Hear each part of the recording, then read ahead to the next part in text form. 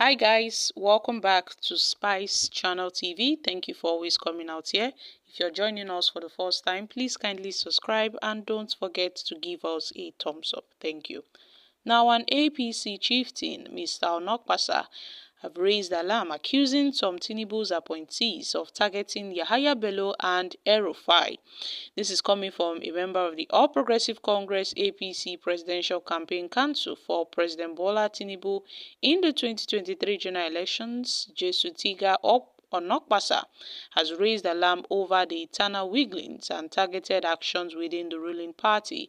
In a recent video address, Onokpasa accused some certain federal government officials and party members of conspiring against the former governors Yahaya Bello of Kogi State and Nasir El-Rufai of Kaduna State.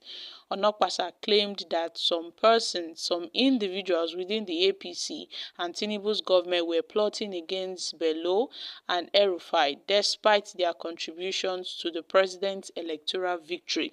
He criticized the officials for allegedly using their positions of power to settle personal scores and marginalize key players of the president. So my country people, Onokpasa is quite pissed over this issue, and he said that the APC national chairman, Dr. Abdullahi Ganduje, was also a victim of their personal vendetta. Onokpasa specifically accused the EFCC of bias and corruption in its treatment of Yahaya Bello, saying that Yahaya Bello and El-Rufai are brothers and they stood by the APC, they stood by Asiwaju Bola Ahmed Tinubu. They did not abandon Tinubu during the 2023 presidential election. He warned that the APC's eternal conflict could weaken the party and provide an advantage to the opposition, where he urged party members to unite and support President Tinubu's efforts to address the country's economic challenges, and urged all fellow Congress persons, all fellow APC persons to keep supporting President Bola Ahmed Tinubu and stop scattering the party and stop tormenting members because you want to collect money from them, he said. Guys, this is actually a big allegation. This is a serious alarm raised by Mr. Onokpasa. We all know Mr. Onokpasa to be a PDP chieftain, an APC chieftain, I beg your pardon, but this is the first time he is raising this kind of alarm concerning Nasir El-Rufai and Yahaya Bello. He pointed fingers at the EFCC for being biased, claiming that the EFCC are winch hunting Yahaya Bello. So tell me, my country people, how come the EFCC is being biased in going after Yahaya Bello?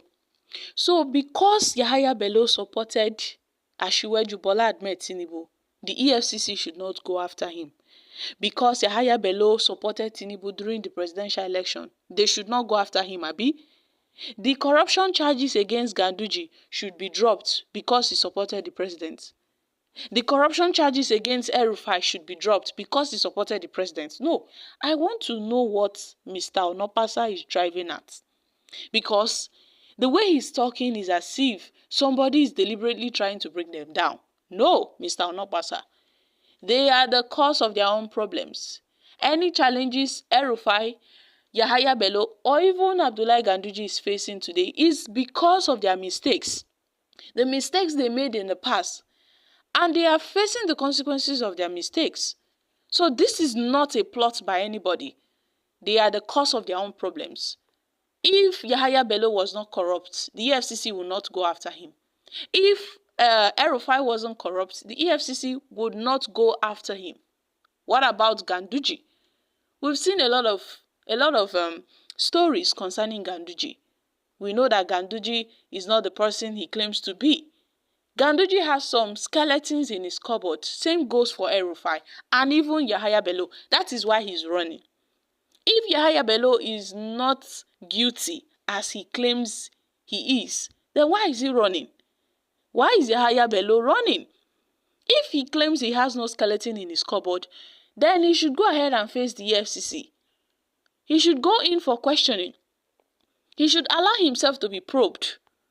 This shows that the three of them have something, they have skeletons in their cupboard. So this Mr. Onokpasa claiming that some certain persons, if there are some certain persons, why not review their names? Why not disclose the names of these APC chieftains you claim that they are working against El-Rufai and Yahaya Bello? Please, you have to reveal their names to Nigerians, because I don't know if being an APC member would exclude you from being probed. Is that what Mr. Onokpasa is saying? So does that mean when one is an APC member, you tend to do some certain things, instead of you to face the consequences of those things, you will now go away? No. Everybody must answer to the law. Whatsoever party you are, whether you are PDP, APC, Labour Party, any political party, once you are caught doing something wrong, once you are involved in a corruption deal, a scandal whatsoever, you have to answer. This is a very ungodly statement from Mr. Onokpasa. Yes, my country people, we know that Yahaya Bello is a looter. He is a chronic looter. He has looted the treasury of Kogi State dry. Not to talk about Abdullahi Ganduje. The APC itself, they are even contemplating on if they would still retain Abdullahi Ganduje as the APC national chairman because of what's happening.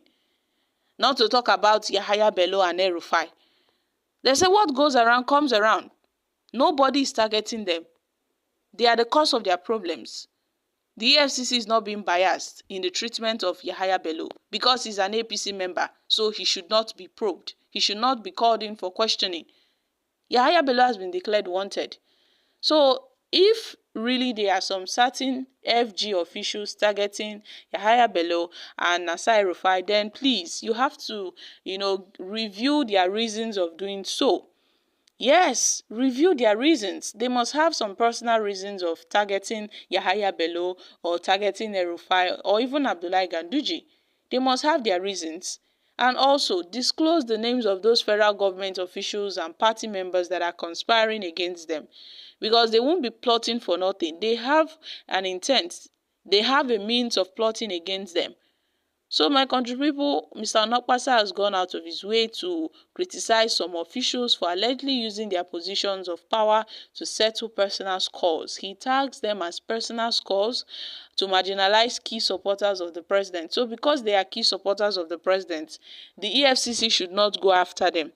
The EFCC should not probe Abdullahi Umar Ganduje. Guys, this is really interesting.